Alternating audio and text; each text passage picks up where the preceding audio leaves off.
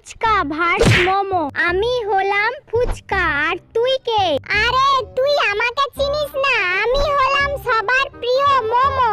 যারা আমাকে খেতে পছন্দ করো তারা লাইক করো, আর যারা আমাকে খেতে পছন্দ করো তারা সাবস্ক্রাইব করো। দেখি আজ কে জেতে। আমাকে মেয়েরা খেতে বেশি পছন্দ করে আর আমাকে ছেলেরা খেতে বেশি পছন্দ করে।